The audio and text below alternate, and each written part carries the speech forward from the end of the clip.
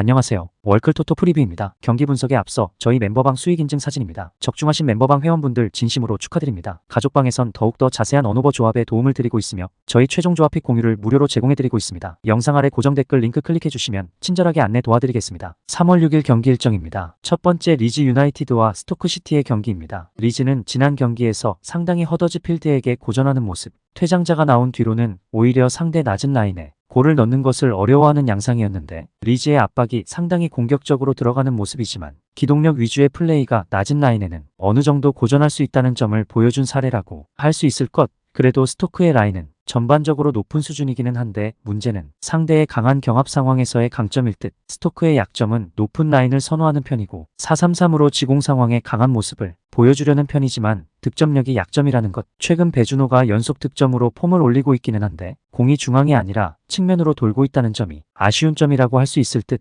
경합 상황에서는 강한 편이라고 하더라도 높은 라인이 골로 연결되지 않는 상황에서는 수비적으로 난조가 없지는 않다는 점이 문제다. 리즈가 승리를 기록할 것 같기는 한 매치다. 다만 지난 경기 낮은 라인과 완강한 경합 상황에서의 강세가 있는 팀을 상대로는 리즈도 다소 기복이 있을 가능성을 보여준 만큼 핸디캡 승리나 언오버는 신중하게 접근하는 것을 추천해 볼 수 있을 것 같다. 두 번째 셰필드 웬즈데이와 플리머스의 경기입니다. 셰필드는 최근 상당히 수비가 받쳐주는 모습, 레스터와의 매치에서는 상대의 유려한 빌드업을 미처 대응하지 못하는 모습이었지만 그 이외의 팀을 상대로는 제법 수비가 버텨주는 모습이다. 이를 바탕으로 한 골, 두 골을 넣고 승리를 거두는 양상으로 상승세를 이어가고 있다. 플리머스가 홈이라면 상대의 강한 공격성에 대한 우려를 해야 할 텐데 다행히 플리머스의 원정 화력이 좋다고 보기는 어려울 것. 플리머스가 원정에서 약한 이유는 수비력을 화력이 받쳐주지 못하면서 전반적인 밸런스가 좋지 못하기 때문, 강한 압박 때문에 생기는 공간이 수비 상황에서는 문제가 되는 케이스인데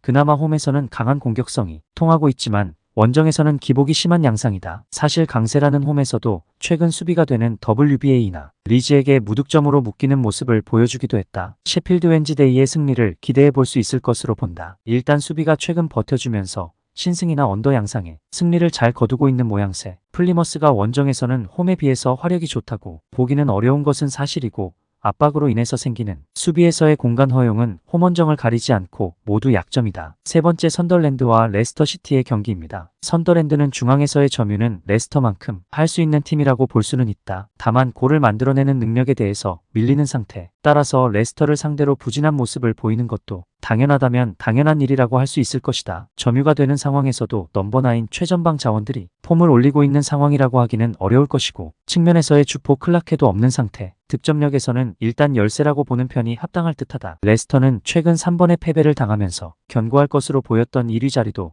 슬슬 위험한 상태다. 그래도 선더랜드와의 전적에서는 골을 만들어내는 상황에서의 우세를 바탕으로 좋은 모습을 보이고 있다. 전반적으로 중원에서의 장악에 성공하는 상황에서는 다카와 바디를 향해서 공을 투입하는 것만으로도 어느 정도의 성과를 보여주고 있는 상태다. 레스터가 승리를 거둘 것으로 보는 매치다. 전반적인 중원에서의 힘에서 선더랜드가 아주 만만한 팀은 아니라고 볼 수 있는데 그럼에도 불구하고 중원에서 득점을 만들어내는 퀄리티에서는 늘 레스터가 앞서는 편이었다. 선더랜드 입장에서는 측면으로 공이 흐르는 상황에서의 희망인 클라케가 없다는 점도 상당히 아쉬울 것. 네 번째 입스위치와 브리스톨의 경기입니다. 입스위치가 최근에는 브리스톨을 상대로 선수비 후역습 성향에 고전하는 것은 사실이다. 물론 입스위치가 공격성을 극대화시키기 위해서 팀적인 수비에 대한 리스크를 짊어지는 상황이라는 점은 감안해야 할 것.